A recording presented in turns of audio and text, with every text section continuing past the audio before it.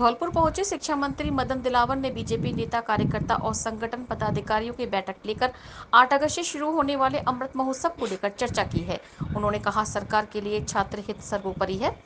इसके लिए सरकार सराहनीय काम कर रही है। स्कूल के अध्यापकों से आग्रह किया गया है कि पढ़ाई के समय कक्षा के अंदर मोबाइल न ले जाए।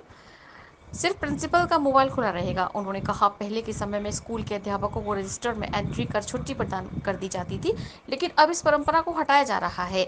जब तक शिक्षा विभाग का सक्षम अधिकारी छुट्टी स्वीकृत नहीं करेगा तब तक छुट्टी नहीं मानी जाएगी। अध्यापक बिना अनुमति के स्कूल से बाहर नहीं जा सकता है। उन्होंने कहा स्कूल के सत्रांक अंकों में से शिक्षकों द्वारा भरपूर नंबर दिए जाते हैं। सत्रांक 20 में से 17, 18 या 15 अंक तक प्रदान किए जाते हैं। इन विद्यार्थियों को मूल परीक्षा में 40% अंक लाना अनिवार्य है। अगर ऐसा नहीं होता है तो अध्यापक के खिलाफ कार्यवाही की जाएगी। शिक्षा मंत्री ने कहा इससे बच्चों को बेहतर और अच्छी शिक्षा मिल सकेगी। शिक्षा मंत्री ने कहा मौजूदा वक्त में धरती माता पर पेड़ों की कमी हो रही है। वायुमंडल का तापमान लगातार बढ़ता जा रहा है। इसके लिए मुख्यमंत्री अमृत महोत्सव कार्यक्रम के तहत वृक्षारोपण कार्यक्रम का शुभारंभ कर रहे हैं। इस कार्यक्रम में शिक्षा विभाग की अहम भूमिका रहेगी। प्रत्येक विद्यार्थी, शिक्षक एवं अधिकारी परिवार में जितने सदस्य हैं उतने पौधे लगाएगा। इसके अलावा समाज के लोगों को भी पौधे लगाने के लिए प्रेरित किया जाएगा। अधिक से अधिक पौधे लगाकर उनको पेड़ बनाएं। आप सब लोग देख रहे हैं कि धरती का तापमान बहुत बढ़ गया है और इसलिए मैं सब लोगों से ये आग्रह करने के लिए आया हूँ कि हम अधिक से अधिक पौधे लगाकर पेड़ बनाएं। माननीय मुख्यमंत्री जी के निर्देशन में मुख्यमंत्री वृक्षारोपण अभियान के तहत अमृत पर्यावरण महोत्सव मना रहे हैं 8 अगस्त को, और 8 अगस्त को ही इतने पौधे लगाएंगे, अनंत लोगों के द्वारा अनंत पौधे लगाए जाएंगे। आग्रह किया है हमारे जो गुरुजन हैं कि वो कक्षा में अपना मोबाइल न ले जाएं, स्कूल में ले जाएं तो प्रधानाचार्य जी की या संस्था प्रधान जो की रेख में रख दें। हमारे प्रिंसिपल साहब का मोबाइल खुला रहेगा। यदि किसी को इमरजेंसी फ़ोन आया तो सूचना कर देगी और उनके फ़ोन से बात कर सकते हैं। मैं बधाई देता हूँ राजस्थान के शिक्षक बंधुओं को कि उन्होंने इस बात को सहर्ष स्वीकार किया है और अधिकांश गुरुजन कक्षा में मोबाइल नहीं लिया। हमने ये भी आग्रह किया है सभी पूज्य गुरुजनों से कि जो पाठ को कल पढ़ाना है वो उसको आज पढ़ करके जाए। उन्होंने इसको स्वीकार किया कि हम ऐसा करें। तीसरा हमने कहा है कि जो छुट्टियाँ होती हैं तो छुट्टी का अभी तक परंपरा थी कि एक रजिस्टर में या ऑफिस में कागज डाल के कि मैं छुट्टी पे जा रहा हूँ।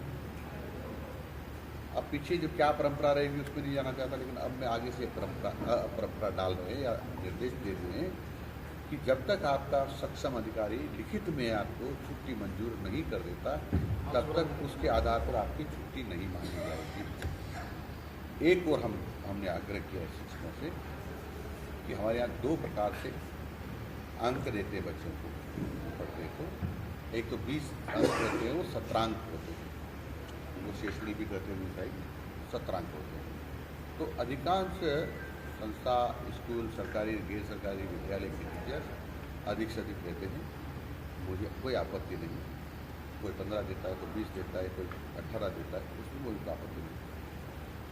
हमारा उनसे आग्रह कि जितना % नंबर आपको सत्रांक में मिलेंगे बच्चे को उसका आधा, यानी सपोज करो 20 में से 20 वहाँ दे दिए, 100% हो गए, तो फिर 80 नंबर से 80 में से 40 नंबर लाना जरूरी है, नहीं तो उस अध्यापक के खिलाफ हम कार्रवाई करेंगे। और मैं इसलिए कर रहा हूँ बात कि वो बोले अभी से तैयारी कर ले, क्योंकि सत्र प्रारंभ होने वाला है, तो फिर वो बच्चों को अच्छी शिक्षा दे पाएंगे। धौलपुर जिले के आरएसी परेड ग्राउंड में आज बुधवार को राजस्थान पुलिस स्थापना दिवस समारोह मनाया गया। समारोह में परेड का एसपी सुमित मीणा ने निरीक्षण किया। परेड कमांडर पुलिस उप निरीक्षक शिवलहरी मीणा के नेतृत्व में पुलिस की टुकड़ी द्वारा सलामी दी गई। एसपी ने राजस्थान पुलिस दिवस पर मौजूद पुलिसकर्मियों को शुभकामनाएं और बधाई दी। पुलिस विभाग में कर्तव्य निष्ठा एवं सराहनीय सेवाओं के लिए 5 पुलिसकर्मियों में सदर थाना SHO Ramnaresh Meena, Girish Kumar head constable, Horilal Harimohan, Puneet Kumar को डीजीपी डिस्क एवं प्रशस्ति रोल प्रदान कर सम्मानित किया गया। एसपी सुमित मीणा ने बताया कि 16 अप्रैल को राजस्थान पुलिस स्थापना दिवस मनाया जाता है। 16 अप्रैल 1949 को सभी रियासतों को पुलिस ने विलीनीकरण करके राजस्थान पुलिस की स्थापना की थी।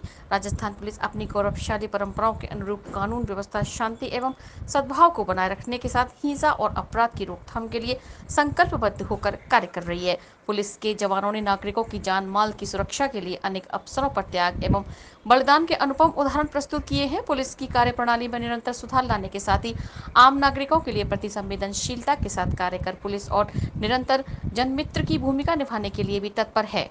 पुलिसकर्मी अपने ध्येय वाक्य आमजन में विश्वास और अपराधियों में डर को ध्यान में रखकर सदैव नागरिकों की सेवा के लिए तत्पर रहे। कार्यक्रम में अतिरिक्त पुलिस अधीक्षक Manoj Sharma, CO Sapendra Meena, RAC commandant Suresh Sankhla, सभी वृत्ताधिकारी, थाना प्रभारी और पुलिसकर्मी मौजूद रहे। पुलिस स्थापना दिवस के मौके पर जिले भर में कई कार्यक्रम आयोजित होंगे, जिसमें शाम को गुलाबबाग चौराहे पर बैंड का प्रदर्शन किया गया। धौलपुर में विश्व हिंदू परिषद और बजरंग दल के कार्यकर्ताओं ने वैष्णो देवी से शिव खोड़े जा रहे श्रद्धालुओं पर आतंकियों के हमले के विरोध में कलेक्टर पर प्रदर्शन किया, जिसमें मृतकों को श्रद्धांजलि देने के साथ ही जिला कलेक्टर के बाहर इस्लामिक जिहादी आतंकवाद का पुतला दहन किया। बजरंग दल के जिला सह संयोजक राम शर्मा ने बताया कि पुतला दहन कर राष्ट्रपति के नाम एक पत्र जिला कलेक्टर को दिया गया है, जिसके माध्यम से राष्ट्रपति को अवगत कराया गया है कि जम्मू कश्मीर लंबे समय से पाकिस्तान पोषित आतंकवाद का दंश झेल रहा है। धारा 370 हटने के बाद एक आशा की ज्योति जगी, लेकिन लगता है उग्रवादियों का मनोबल अभी भी कम नहीं हुआ है। जम्मू कश्मीर में हिंदुओं को चिन्हित करके उनकी हत्या की घटनाएं बढ़ी हैं। इन सब के पीछे स्पष्ट रूप से पाकिस्तान का हाथ है। पुतला दहन और विरोध प्रदर्शन के दौरान एबीवीपी जिला संयोजक धीरेन्द्र कुशवाहा, जिला सह संयोजक नरेश प्रजापति, विहिप गौ सेवा चंद्र प्रताप धाकरे, विहिप सेवा प्रमुख ऋषभ गुप्ता, मनोज सोनी, रविंद्र, दीपक, शुभम, भानु, योगेश, चंद्रकांत, गौरव, धर्मवीर, सुमित, कांदीप, कृष्णा, नमन बघेल, दिग्विजय ब्रजकिशोर, संतोष मिश्रा, शुभम मरैया, मानू हुंडावाल, कान्हा माहौर कार्यकर्ता मौजूद रहे। धौलपुर में राजस्थान राज्य भारत स्काउट एवं गाइड द्वारा आयोजित कौशल विकास शिविर में हार्टफुलनेस टीम द्वारा प्रार्थना के साथ ध्यान की जानकारी दी। स्काउट एवं गाइड के सचिव अनुज कुमार शर्मा ने बताया कि राजकीय बालिका उच्च माध्यमिक विद्यालय धौलपुर में चल रहे कौशल विकास प्रशिक्षण शिविर आयोजित किया जा रहा है, जिसमें हार्टफुलनेस टीम द्वारा 3 दिवसीय हार्टफुलनेस सेशन कराए गए। कार्यक्रम समन्वयक मनोज कुमार गुप्ता ने पहले दिन रिलैक्सेशन के साथ ध्यान कराया और दूसरे दिन आंतरिक सफाई के साथ ध्यान कराया और तीसरे दिन प्रार्थना के साथ ध्यान कराकर सत्र का समापन किया। धौलपुर जिला भाजपा कार्यालय पर आज बुधवार को पार्टी कार्यकर्ताओं की बैठक आयोजित की गई। बैठक में पहुंचे शिक्षा मंत्री मदन दिलावर ने कार्यकर्ताओं से चर्चा करते हुए कहा कि प्रदेश में बीजेपी की सरकार है, कानून का पालन नहीं करने वाले अधिकारी बख्शे नहीं जाएंगे। साथ ही कार्यकर्ता भी नियमों का पूरी तरह से पालन करें। शिक्षा मंत्री ने अमृत पर्यावरण महोत्सव में सभी कार्यकर्ताओं को 20-20 पौधे लगाकर पेड़ बनाने तक का संकल्प दिलाया। कार्यवाहक जिला अध्यक्ष सत्येंद्र पारसन ने कहा कि पौधे धरती माता का श्रृंगार है। ग्लोबल वार्मिंग के कारण तापमान बढ़ता जा रहा है। यदि हम चाहते हैं कि हमारी आने वाली पीढ़ी के लिए धरती रहने लायक हो, तो तापमान को कम करने के लिए हमें अधिक से अधिक पौधे लगाने चाहिए। अमृत पर्यावरण महोत्सव परिचर्चा कार्यक्रम में पूर्व विधायक गिरिराज सिंह मलिंगा, पूर्व विधायक मनोरमा सिंह, पूर्व जिला प्रमुख दुर्ग सिंह अंदाना, भाजपा प्रत्याशी धौलपुर डॉक्टर शिवचरण कुशवाहा, प्रदेश कार्य समिति सदस्य विशंबर दयाल शर्मा सहित प्रमुख कार्यकर्ता मौजूद रहे। धौलपुर जिले के जीटी रोड स्थित खाती ग्रामोदय समिति पर बुधवार से शुरू हुई संगीतमय भागवत कथा को लेकर कलश शोभा यात्रा निकाली गई, जो मार्गों से होती हुई खादी ग्रामोदय समिति पर समाप्त हुई। शोभा यात्रा में सैकड़ों महिलाओं पुरुषों ने बढ़ चढ़ कर हिस्सा लिया। 18 जून तक चलने वाली श्रीमद् भागवत कथा वाचक भागवताचार्य लोकेंद्र शास्त्री लालपुर वाले हैं। श्रीमद् भागवत कथा में प्रवचन करते हुए लोकेंद्र शास्त्री ने कहा कि मनुष्य जीवन सभी जन्मों का आदि जन्म भी है और अंतिम भी है। जन्मों का आरंभ भी मनुष्य और जन्म से हुआ है और उसका अंत भी मनुष्य जन्मों से होगा।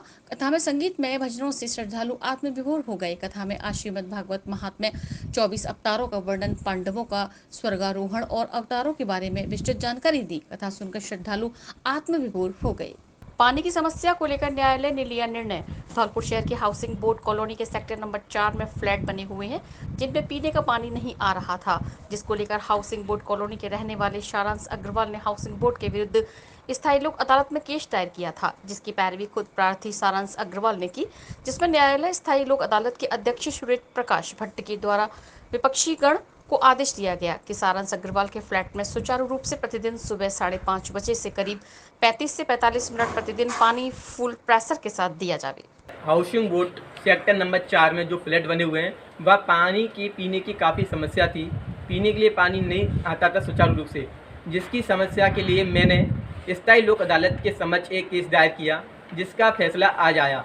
जिस फैसले में बताया गया कि हाउसिंग बोर्ड के द्वारा प्रतिदिन पानी फुल प्रेशर के साथ दिया जाएगा व जिसका समय प्रतिदिन सुबह 5:30 बजे से 35 से 45 मिनट तक पानी प्रतिदिन दिया जाएगा।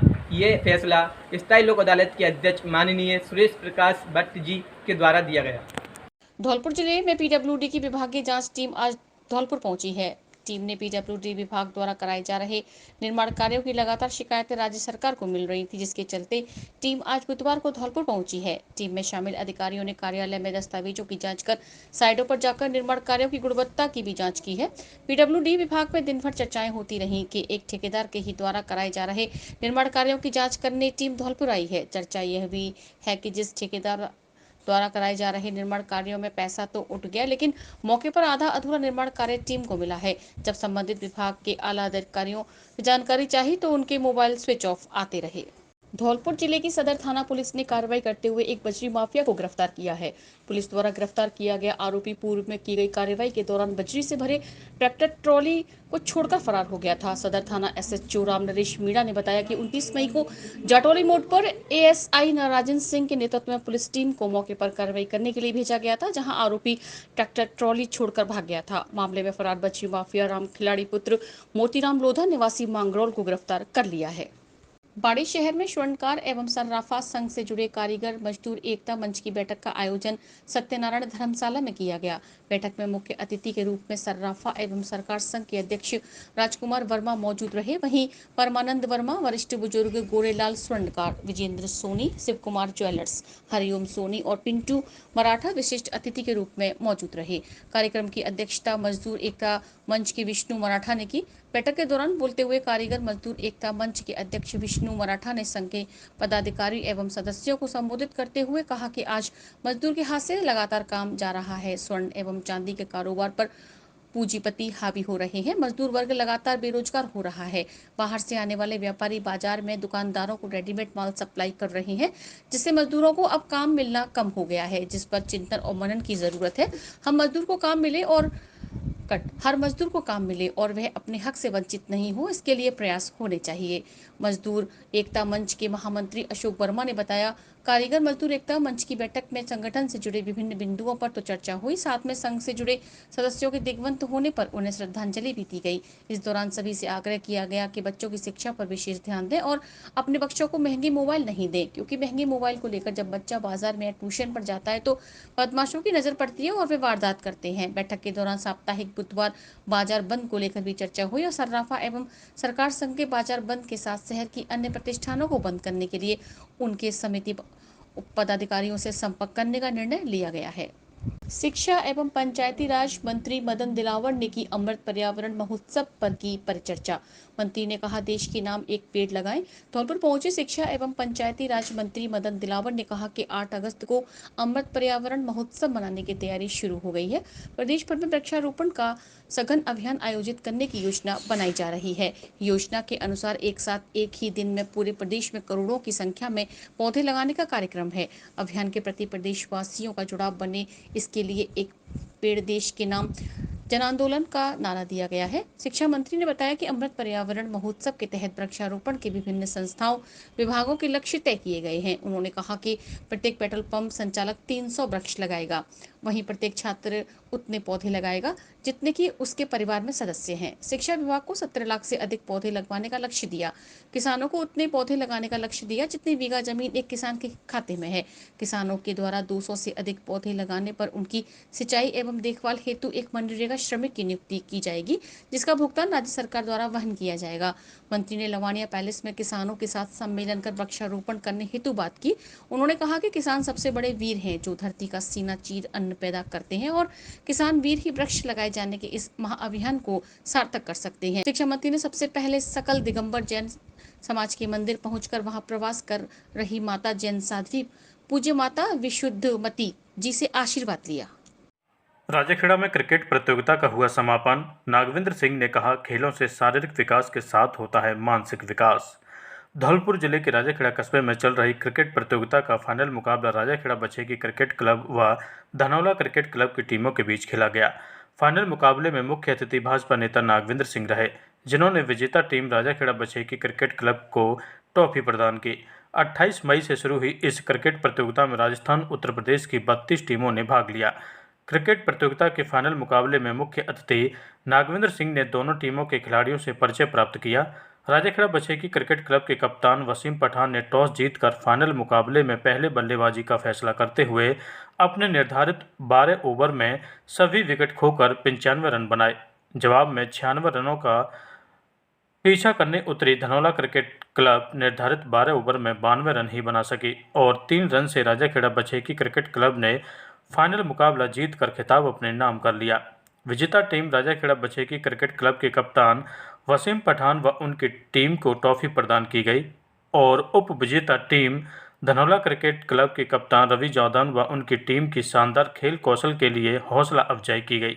इस अवसर पर नागविंद्र सिंह ने कहा कि राजाखेड़ा में खेल संसाधनों के अभाव के बावजूद क्रिकेट प्रतियोगिता कमेटी के सदस्य भूरी सिंह तोमर, नरेंद्र, जय सिंह, हरेंद्र सिसोदिया, रूपेंद्र शर्मा, हरेंद्र फौजी, हरेंद्र शर्मा, अजय भुल्लन, सोनू आदि ने बेहतर प्रबंधन कर राजाखेड़ा और उसके आसपास की क्रिकेट प्रतिभाओं को अपने हुनर दिखाने का शानदार कार्य किया है।